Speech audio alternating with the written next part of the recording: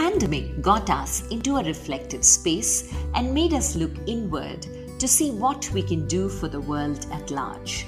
As a self-expression coach, I became a catalyst for women and started Vani, a one-on-one coaching program for women on finding their voice, to speak up, to be visible.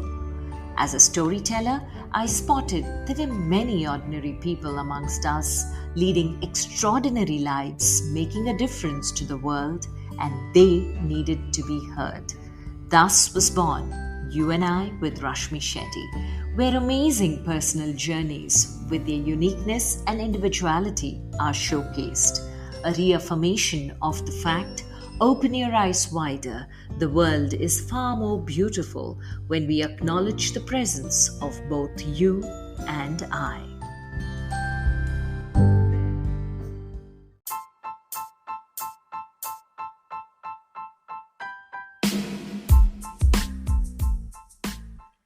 It's celebration time in the Human Library audio podcast journey called You and I with Rashmi Shetty, as I reach an important milestone, hosting my 100th guest today.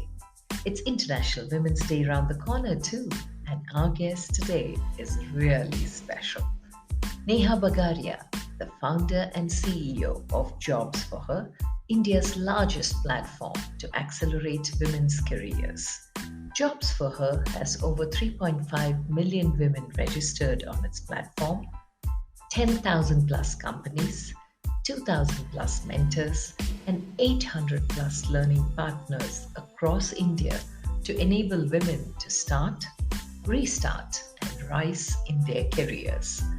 Neha founded Jobs for Her in March 2015 after taking a 3.5 break in her own career when she had her children. Prior to her career break, she worked at Chemwell, a biopharmaceutical manufacturing company based in Bengaluru, where she was involved in the fields of HR, finance, and marketing strategy for their facilities in India, Sweden, and the US. Before she moved to Bengaluru, Neha was the founder and CEO of Paragon, an educational startup based in Mumbai to bring the advanced placement program to India.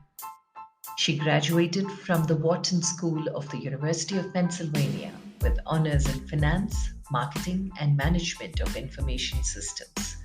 Neha has been listed in Forbes India's WPAR Trailblazers list of 25 groundbreaking women achievers as a game changer and innovator who is shattering stereotypes, and was also featured by Deccan Herald as 19 changemakers to watch out for in 2019. She was also featured as the 10 most impactful women in tech 2020 by Analytics Insight. Neha is an avid traveler and enjoys adventure sports like skiing, scuba diving, and hiking. She is also a closet artist and dancer. Listen in as Neha shares her amazing journey, some insightful takeaways for women in general, and for women returning to the job space in particular. Hi Neha, welcome to You and I with Rashmi Shetty. Such a pleasure to have you on the podcast. Neha, I'm super excited because you are the 100th guest, the 106th episode, but the 100th guest. And I've been such a huge fan of yours and the platform that you have created. Sure. Thank you, Rashmi. It's a real honor to be your 100th guest on your platform. And thank you for building such a great platform.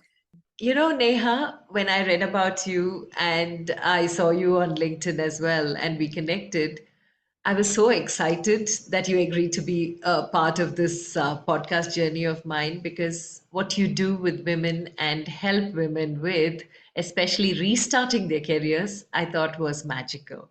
But before we get there, I would love to know what little Neha was to the Neha Bagaria the world knows you today as. Rashmi, I mean, the little girl Neha grew up in Bombay. I'm very much a Bombay girl. Grew up there in a pretty big extended family, and life seemed to be on a particular expected path where you study hard, you work hard, you raise a family, and you also continue working hard.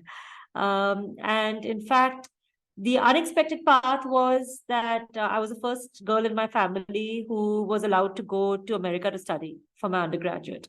Um, and I studied hard to be able to get into a college of my dreams. Went to the Wharton School for my undergraduate, and that was really a big game changer in my life, because when I went over there, I saw a very different side of expectations from a woman, and it made me realize how else life can be. And so soon after I graduated, I actually started my first venture. It was called Paragon. It was an educational startup, and it was to bring the advanced placement program back to India. Mm. And for me, till then, things were still, as per the expected path. And then marriage hit. And that's when the first life stage changed my life, and I moved to Bangalore because I got married to a Bangalore boy. So actually, I had to shut my venture down, Paragon, because it was a very physical startup in Mumbai. And instead, there was a big opportunity from a learning, growing, contributing point of view at my husband's family business, which was in pharmaceutical manufacturing. So I graduated in finance, I started venture in education, and then here I was, I jumped into pharmaceuticals. But I enjoyed that journey. I did that for 5 years, never thought I'd stop. And for me, the biggest unexpected path that came up was when I decided to take a break in my career once I had my kid. And that break lasted for 3.5 years. And I'm very thankful that I took that break because one, I really got to enjoy motherhood in its fullest form. Two, I realized that the best gift I can give to my children is by me working. And three, I also realized how difficult it was to get back to work, which is finally what prompted me to start JobServer soon after. Oh, okay, okay. One sec, Neha. So here, what I find very interesting is you had a startup of your own, but then jumped on to pharmaceuticals because your husband was part of it. So the shift when you did you stay on the same line, or you just adapted to what you had to do here and you got onto it? Well, luckily, I'm a business student, Mm. so that helps, right? When you traverse from between different industries, it doesn't really matter what you're selling. The same business principles apply. Okay. That helped hugely from a shifting of the industry's point of view. Today at JobSaha, we are more in the HR domain. Correct. And again, business principles apply. Mm. But what was difficult was getting used to being part of a very large organization after, being the heart and soul of your own small startup. That took longer to get used to. And the lessons that I learned by being part of a larger organization is what is helping me today in scaling up JobServe. Okay, okay. And then you consciously took a break because of motherhood. And when you decided, you said one of the things was you wanted to give to your children the fact that you were coming back to work. Now, very rarely do women see that as a gift. Many people feel that, okay, they go through a lot of guilt when they have kids and after that getting back to work. How did you have that mindset that going back to work would be a gift for the children? I realized that those 3.5 years that I was a full-time mom, I realized that I had started placing a lot of my own ambitions on my children's little shoulders. Because this was my job now, this was my work, like I felt like the results of it had to be perfect. And to expect that from, these little babies is very unfair, frankly, for them. And that is why I realized that actually, if I wanted to be a better mother, I had to be a happier person. And for me to be a happy person, I needed to be working. But don't get me wrong, it came with a huge amount of guilt. Yeah. I mean, even after starting jobs for many years after that, like I myself constantly battled with a lot of guilt, a lot of fear, a lot of biases. But I feel like it was important for me to go through that journey too, because it makes me realize what other women are going through. So I'd love to know the genesis of that platform and how did you even think of something so huge? Um, well, I mean, first of all, I didn't think that I was creating anything huge when I started off JobServe. And it's been almost exactly 8 years since I founded JobServe. It was a very simple problem with a very complicated solution, but I was determined to find the solution because I knew this was a problem that we had to solve for the sake of our women, for the sake of our families, for the sake of society, for the sake of companies, and for the sake of our economy. And that is why I started Jobs for Her, specifically to get women to restart their careers and to figure out whatever they need to be able to get back to work. Once I started Jobs for Her and we kept growing and evolving over the years, it soon became clear that if we wanted to move that diversity needle and that gender needle and get more and more women to enter the workplace and stay in the workplace, and not just stay, but to rise in the workplace, it was important that we build a platform that will accelerate the careers of women's journeys, no matter the stage of their journey. And that's where Jobs for Her, as you see it today, came about. Oh, wow. The intent was so pure, and the growth has been so organic. And when you are now looking back, like Steve Jobs says, and connecting the dots, are there moments where you really feel so happy that you did it? Are there moments when you look back and say, oh my God, did I actually do this? Well, yeah, I mean, I think every year I have looked back and felt like, oh my God, did this really happen? Because I remember when I started Jobs for Her, I myself was a woman restarter.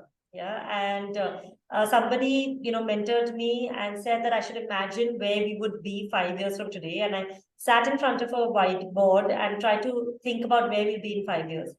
The numbers that I put down there, I think we were there in less than a year. So I could have never imagined that even on our eighth birthday, we'd be talking about the fact that we have 3.5 million women on the platform, 10,000 plus companies, 2,000 plus mentors, 500 plus learning partners, and just huge number of stories and anecdotes and good wishes of so many women who have found career success through the platform. So it's actually incredible to go back in time and connect those dots and just be happy that we believed and we stayed on track to achieve the mission that we set out to. But I have to tell you that as a founder, no matter what milestone you achieve, by the time you achieve that milestone, all you can see is the kind of work that still has to be done. For me now, from what you're saying, Jobs for Her seemed like more than empathy, it was compassion because you were going through a similar journey. You had been through a similar journey. So when women come to you and talk to you about it, you know exactly what they're feeling, though their circumstances could be very different from yours. So once you started Jobs for Her and you realized that it is difficult, how did the market accept it, Neha? Was the market very forthcoming and inviting when you approached them with this idea in mind? Well, no, it was there was a lot of educating the market that needed to be done when we Yeah. started, Huh. and from all sides, So from the women's side, we were shocked to find out that women were being advised to hide the break in their resumes. Yeah, and we felt that that is absolutely unacceptable. That we're making women feel like they're on a back foot because of that break. Right. Instead, we should make them feel proud and they should be able to go and flaunt that break and talk about the kind of life experience skills that they gained from it. Of course, from the company side as well, there were huge biases to break. We had lots of companies telling us they don't want to hire mothers, they don't want to hire attorneys, they don't want to hire, women sometimes. And like we had to really focus on the why you should hire women attorneys. And the way we could break that mindset was by making them realize how it's good from a bottom line perspective. Yeah. We didn't really go at it from a social angle to companies. We went at it from a completely economic angle. And I think that is what helped us really break those biases in companies. Then, of course, over some time, it started becoming a self-confirming prophecy, right? The more women got back to work and did well, the more companies wanted more women to join them. Okay. So you started Jobs for Her sometime around 2015. I think last year you had put up that video or celebrating 7 years where you said a woman redefines herself because of the break, and that's what we need to celebrate. Personally, I found that a very beautiful statement, a very deep statement. Now, have women come back to you because many women feel guilty for taking the break, feel guilty to leave home again to restart their careers. So in the midst of the different pools of guilt women are in, are there moments or stories where you can draw out as in, yes, this was the right moment, this was the right thing that we did, this was the right step that they took, where people have come back to you and spoken to you or shared it with you, or your own journey when now you look back and connect the dots? No, I mean, we've heard of so many journeys of women who have gotten back to work that I mean, that is frankly what has kept us going over all these years. Yeah, there's nothing that warms our hearts more than hearing about a woman's successful restart. Um, and I mean, these stories have ranged from women who've gotten back to work after 6 months to even after 15 years. Like, for example, there was one woman who got back to work after 15 years. And she said, and the reason why she gave that she wanted to get back to work was because she felt that her son, for who she stopped working, is now, of course, a teenager. Because usually, if you ask a woman how long her career break is, and then you ask her how old her child is, it's usually the same. And but she realized once her child grew up that the respect that the child had for his dad was just so much deeper than he had for his mom, even though his mom had given up everything so that Yeah. she could be there for him full time. And she shared about how once she did get back to work, the type of discussions and conversations that she could have with her son really changed. Yeah, just because she was just much more aware about what was happening in the world. So for example, that woman, she had gotten back into a PR job. And when she got into a PR job, one of her first assignments was to figure out what is required from this budget that is coming up. And she had no idea. But she took that back as a dinner table conversation with her husband and her son. And she just saw she saw them viewing her in a very different light. And, the way people, especially people close to you, like your family views you, or society views you, that changes how you view yourself. And then the confidence that you get from that sense of self-worth changes everything. Yeah. That's so beautifully put. Yes, that's so true. For you, Neha, personally, how did that inspire you to make sure that this path is a path that's going to make a difference to a whole lot of? I think for me personally, I mean, I just felt that, I've seen my mother's entire life journey. Yeah. And she is a brilliant artist who never pursued her art as a career because, she felt that her only priority needs to be her children and her family. And finally, when I saw the kind of positive impact that women were having in their lives by restarting their careers, the person who I started really, really pestering to start her art career was my mom. And after working on her for a year, I think, of setting reminders on her phone to start painting, of like enlisting the support of my brother, father, her sisters. Finally, she had her first art exhibition on her 60th birthday. Oh, wow. That Yeah. is such a beautiful moment. It was absolutely incredible. And the person that she is now, and she's had multiple art exhibitions since then. She's exhibited internationally as well. And just the person she is when she's actually painting or when she's exhibiting her work is such a content, fulfilled individual, which is something that we, her children, would have never been able to give her. The entire, like, I mean, Jobs, her journey is very, very deep and personal for me because I've seen the impact that it has to get back to work on a very, very personal level. Yeah, yeah. This is so beautiful, purposeful, and meaningful, Neha. Because one question that comes to my mind here is about women in general. Is it the wiring? Because this is not something which is only India centric. Globally, this is a question, this is a guilt, this is a journey that many women take. And the way the market views them also post a break is very different. But over the years now, 7 years that you have been in this space and making a difference to so many different women that you have met, have there been moments where you paused and you realized that things have definitely shifted? Have they shifted at all? Is the first question. Have you noticed the transition happening? And is it really happening? Or Oh is my it in God, Rashmi, it's pockets? amazing, frankly. I mean, so I mean, the first shift that we saw in this transition happening was that in the first year, so the person who heads my sales team in JobSaha, she and the person who heads the delivery team in JobSaha, both of them, their names are Gayatri and Pritha, they are employees number 1 and 2 of JobSaha. Yeah, and they're still with us for the last 8 years. So they've been through this entire journey together.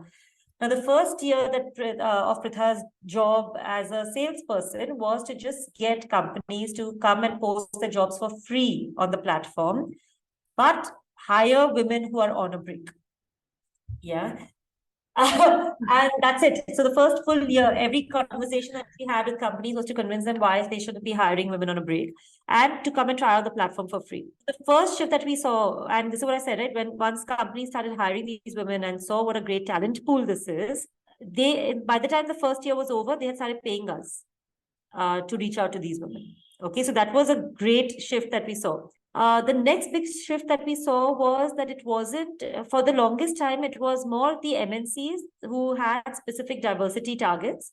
And where there was a lot more sensitization done in these companies, around women returnees, women in general, etc., who were rolling out these returnee programs. A few years in, we started seeing that even startups and SMEs who had no diversity targets, they started rolling out returnee programs as well because they realized that this is a really important talent pool that they are losing out on. That was another great shift. But the best shift that we saw was really like last year, where until then, there's always been a demand problem. Yeah, I mean, the supply has definitely been bigger than the demand, where we're always, our biggest job is to constantly carve out more opportunities for women on a break, go and sensitize more companies and get them on board, etc. Finally, like in 2021, actually, we saw a shift happening. And suddenly now it became a supply problem because so many women on the platform were already back at work. We had created so much demand for these returnee women, okay, that we were finding it tough to service that demand. Yeah. And that, was of course a big problem for the person who heads my delivery, which is Gayatri. But like I told Gayatri that let's wait a moment and first celebrate this moment. That now suddenly we have more opportunities than we have women on a break on the platform. And then of course let's go into solving this problem. But the transition we've seen in the last 8 years has been really extremely encouraging, and frankly, it just charges us up to take on now bigger challenges and solve them as well. Wow, this is such a beautiful side of the market because there are a lot more women cribbing on this side saying that opportunities are less. Now, when it comes to today's scenario, Neha, with layoffs left, right, and center, how are you seeing the market trends? Finally, when it comes to hiring, there are going to be, troughs and crests. Yeah. There will be some years where companies will be hiring like crazy, like what we saw in the last 2 years. And then there'll be some years where, say companies who had particular expectations from a growth point of view or sectors that had particular expectations, the market has not evolved in that kind of a way. Yeah.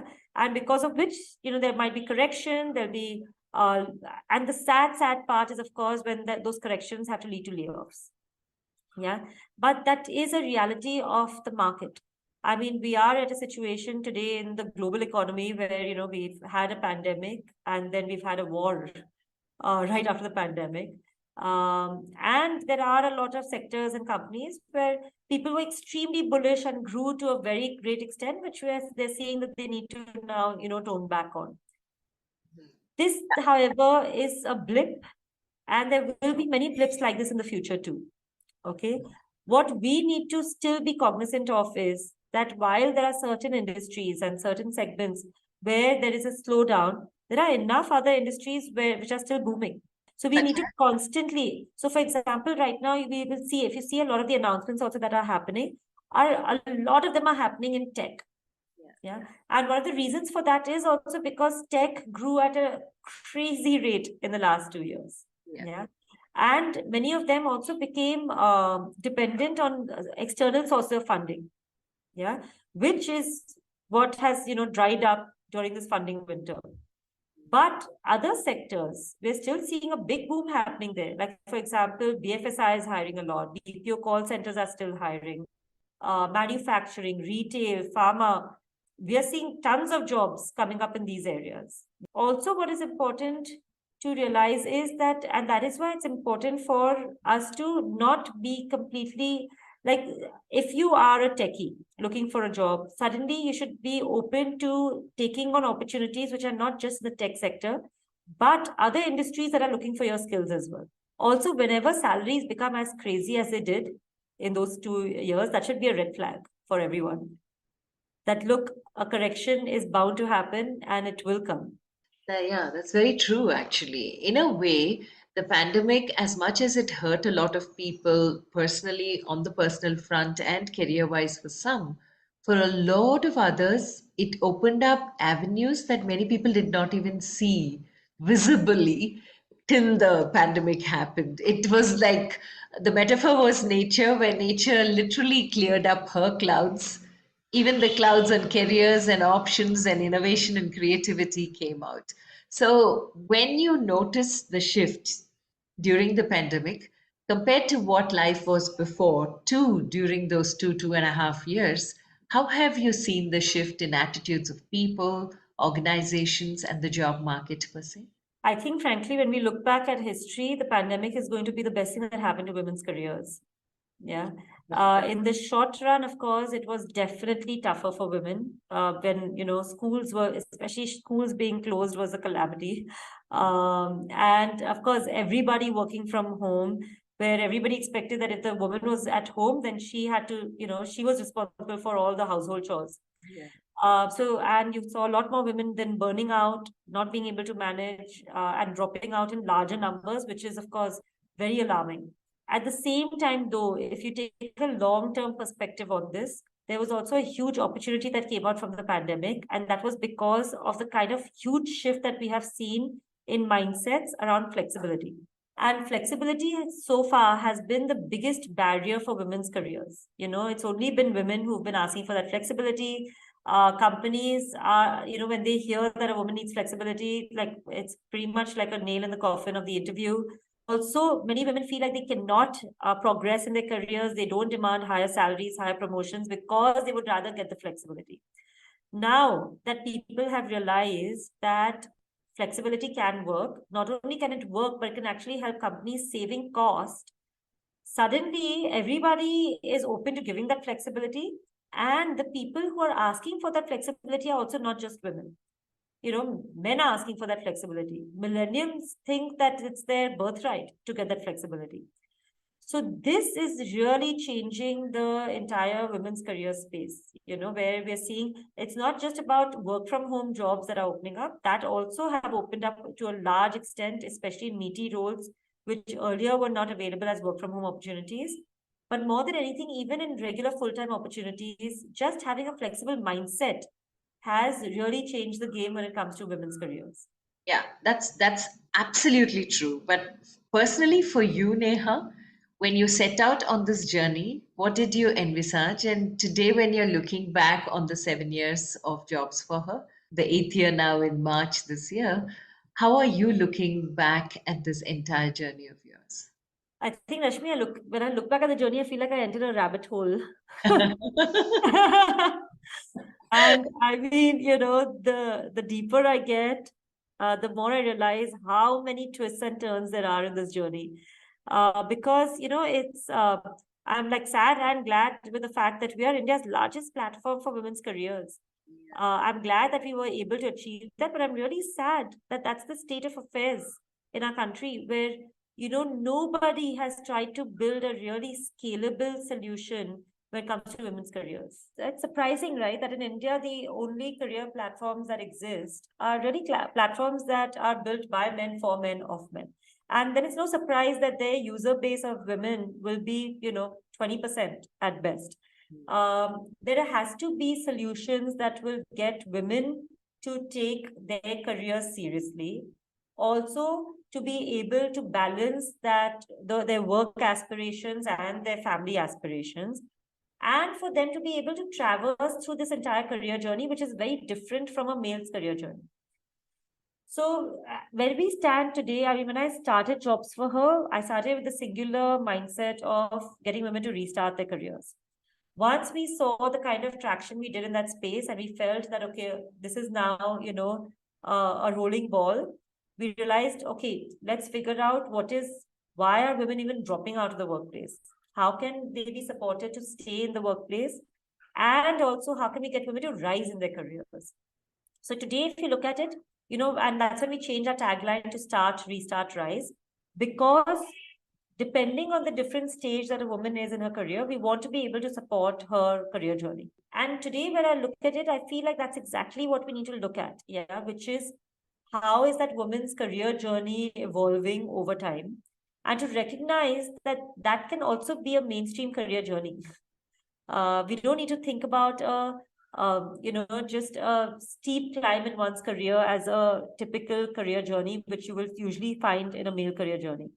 We need to look at the ups and downs and pauses and then restarts again as typical career journeys as well. Very true, Neha. And the famous quote of Indra Nooyi of the biological clock and the career clock going parallelly. Yeah. And then as you move in your career, your kids are growing up, your parents are getting old. So here is this woman in the midst of it all because she's connected every which way. So, how does Jobs for Her as a platform help women find themselves in the midst of all this confusion? I think we've definitely become kind of category creators in this space, just because it's such an untapped space. And our focus in women's careers has really helped us in getting a very deep understanding of what their challenges are, and then putting our heads together to figure out what can be those unique solutions for these challenges. So as women's career journeys evolve, we will keep evolving as well. And sometimes people ask me, why is it jobs for her? Why can't it be jobs for them? Right? Why can't it be jobs for everyone? And I always say that the day we reach 50% women participation in the workplace, 50-50, sure, I will make this jobs for them.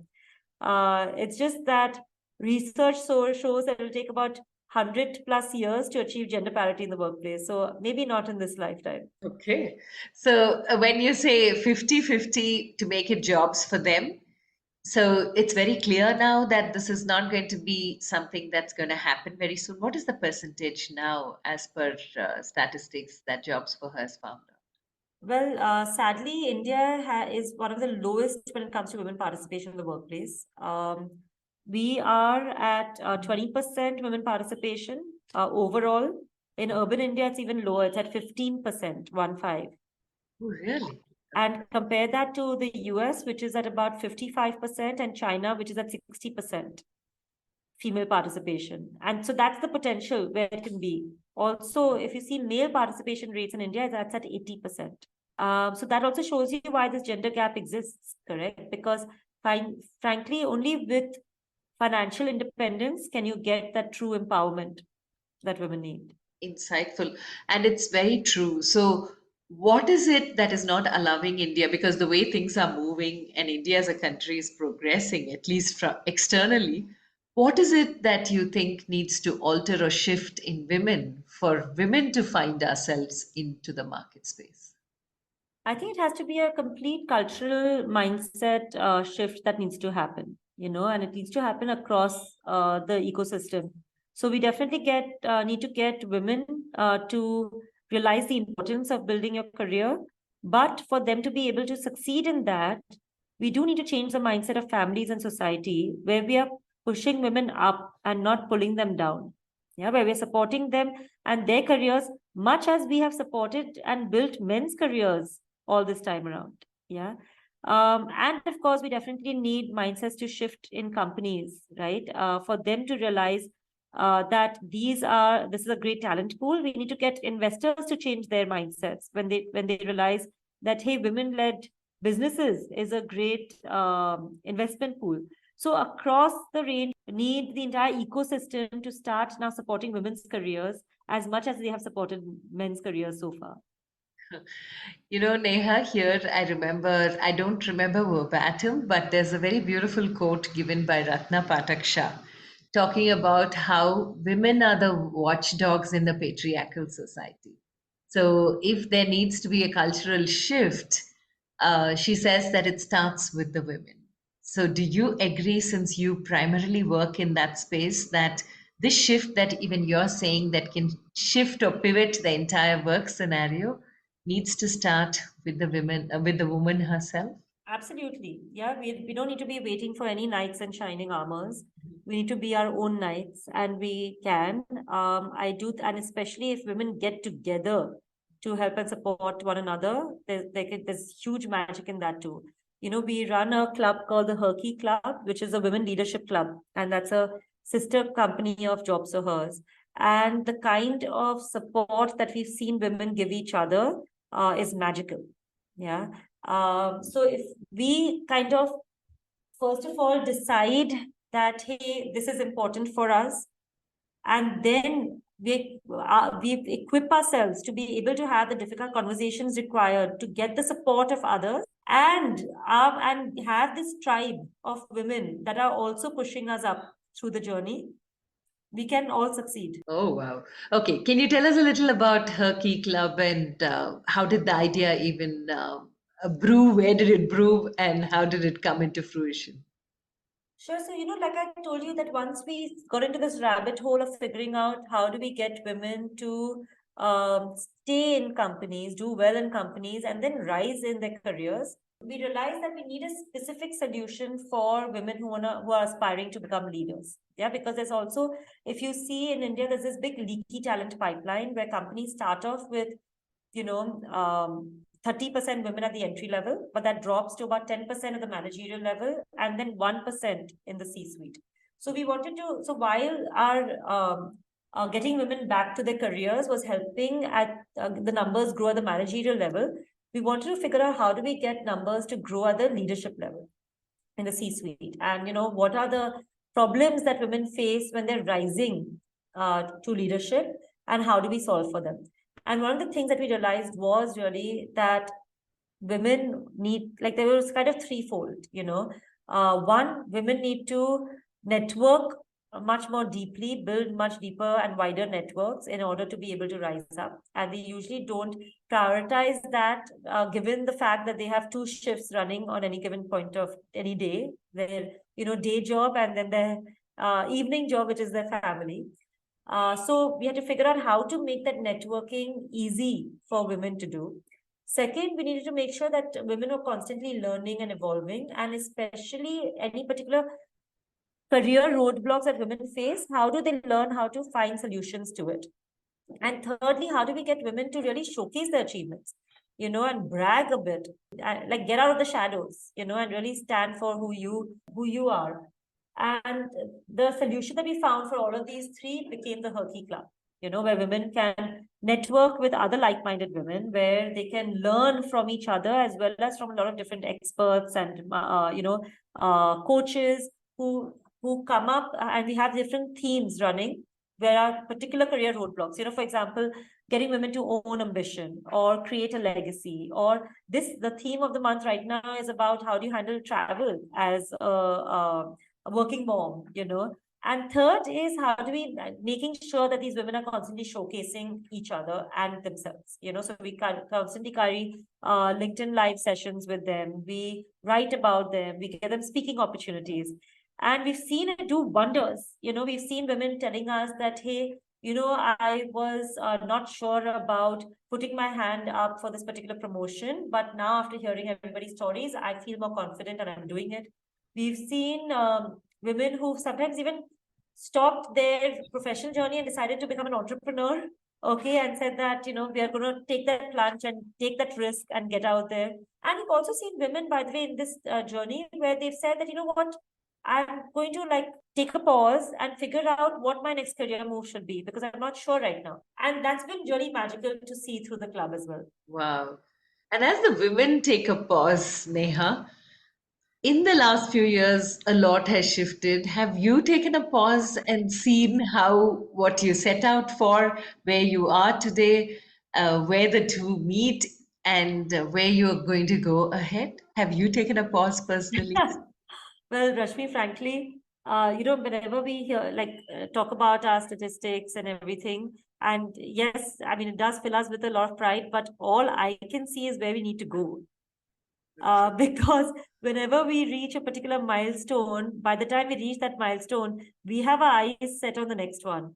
So no, I don't think there's any luxury of taking a pause and reveling in past successes. All we really care about is the next problem and the next challenge, and how do we solve that? And what is uppermost now for you to face, to overcome, and to give it to the women who need it most? I think we need to broaden our horizons by also thinking about not just the a job aspirant's needs, whether it's a starter, restarter, or riser, but also to think about what do women need from a holistic career and life perspective. Yeah, because when it comes to women, these two spheres are very interconnected.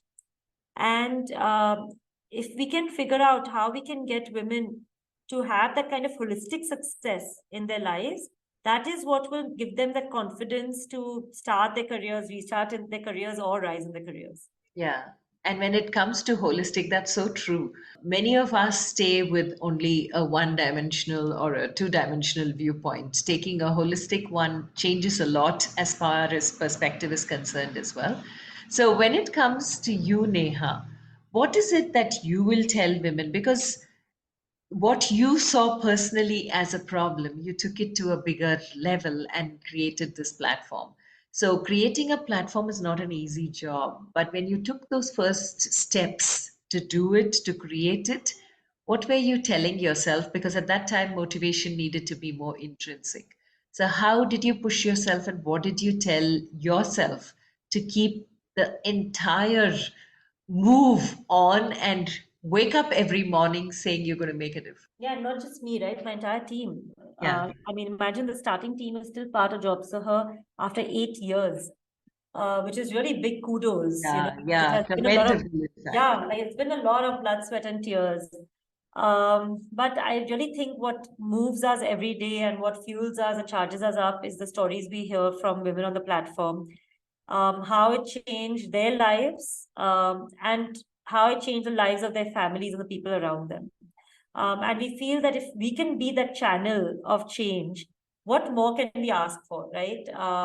And frankly, we feel like this is the biggest gift we could also give to our country. Because if we can get our women to participate in the country's growth, then our country can grow by leaps and bounds. Very, very true. So, as you're talking about this movement, I would want you to take a couple of steps back to the pandemic. It taught a lot of things to a lot of people. Many of us got into a forced pause. What were your takeaways from the pandemic? I think the pandemic for me made me realize that this hybrid work situation works out for a lot of good reasons. One of the best ones was that the days I'm working from home, I can get just much more mind space, more thinking space, more looking into the future space versus the everyday firefighting mode that you're in when you're in the office. The art of working in a hybrid manner, of toggling both the deeper engagement that you get from physical meetings versus the higher productivity that you get from being online. That has been a really amazing learning, which we're really trying hard to keep up in this post-pandemic world as well. And as we move towards the end of the conversation, three life lessons that you would like to leave us with. I think one big life lesson is for women, especially, that we have to grow a really thick skin. There are a lot of people passing a lot of judgment about what you do, how you do, what choices you make, what decisions you take. And each person needs to figure out what works best for her in her particular life situation and family situation. You know, um, and the other thing that I would definitely also say is that many times we feel that it is our decision when we decide that we don't want a career or we don't want to grow in our career. But sometimes you need to go a little bit deeper and figure out Where is that decision coming from? Is that rooted in our upbringing? Is it rooted in societal expectations, which have now become expectations that we have enforced upon ourselves? So I think one, growing a thick skin for the external stuff and then going deeper on your internal aspirations are both very important for us to do. We will. There's one thing with us women that we are scared to dream big. And this is we're going into the International Women's Day week. And I call it the Women's Week. I love celebrating everything that we women do. Is there something, Neha, that you would tell those women who are hesitating to put even that first step? Can I do it? The imposter syndrome. Yeah, absolutely, Rashmi. First of all, in Job Saha, we don't even call it Women's Week, we call it Women's March. And throughout the month of March, we have tons of different events and master classes and sessions lined up for women every year. I think it's very, very important for women to realize that one, it's never too late to restart your career or start your career or, get serious about your career. Two, if you're at a particular stage of your career where you feel you do need to pause or do need to refuel, that's okay. A comma, it can be a comma in your journey, it doesn't have to be a full stop. And three, we need to kind of tackle and break a lot of the biases and mindset roadblocks that are holding us back, break through them, and then realize the kind of opportunities that are lying in front of us. Because, frankly, from a macroeconomic condition point of view, there has never been a better time for women's careers than there is right now. The kind of flexibility that all women have been vying for, the kind of flexibility that is offered today in this post-pandemic world has never been offered before. The number of companies for who their top goal is to hire more women, we have never seen that before. And the number of families that have realized that, hey, we would like to have that second breadwinner in the house. We would like to support our women's careers as much as we support our male careers. We have never seen that kind of support as we are seeing today. So we all need to get out there, and this International Women's Day, we need to promise that this opportunity that has come in front of us, we will grab it with open hands. And like you said, Women's March. Is there something coming up special for Women's March that you would like to talk about here, Neha? We do actually have a very special announcement coming up, and I'm not going to spoil the surprise right now. But stay tuned. Do follow us on social media platforms. I'm sure Rashmi will also share it on hers, and you will find out the special announcement that we have coming up on our 8th birthday. All the very best. I'm sure it's going to be another big hit for you. Thank you. Thank you so much, Rashmi. As we move towards the end, is there something you want to tell women in particular, especially those who are now sitting on the fence, whether to move back to their career or they need to stay at home? What is it that women need to answer to themselves? I think it's very important for women to know that it's never ever too late to restart your career or to start your career. No matter how long that break, it doesn't matter, because as long as you have your core education, your core skills, your core aptitude, okay, you just need to club that with the right attitude, and then everything is possible. So never think that, a pause needs to be a full stop. There's always a way to get back. That journey of getting back, though, will differ from person to person. For some, it might be overnight, but for some, it might take a long time. And during that journey, that person who you become is actually the more important than the destination itself. And it's important that you reach out to other people who also understand that journey. Talk to mentors, upskill yourself to be up to date with the newest technologies. Get that help from your resume point of view, your interview skills point of view. Get all the different tools that you need in your toolkit so that you'll be able to again get your career back. All of that is possible if you just put your mind to it and decide that this is what you want. What you want. And that is a question I think every one of us needs to ask ourselves. And the day we find the answer for that and take the first few steps, the rest of it, I'm sure we'll figure out as we move. Thank you so very much, Neha, for your time and an amazing conversation. An honor and privilege to have you on You and I with Rashmi Shetty. I've always admired the work that you have done for women and with women through your platform Jobs for Her. Best wishes. And I think women like you make such a huge difference to the world out there to tell the world that when a woman sets out on a journey, life can be a lot better for the other women around her. Thank you so much for doing what you do. Thank you so much, Rashmi. It was such a pleasure speaking to you. Thank you for the invite. Likewise, Neha, all the very best on every step that you intend taking. Stay blessed.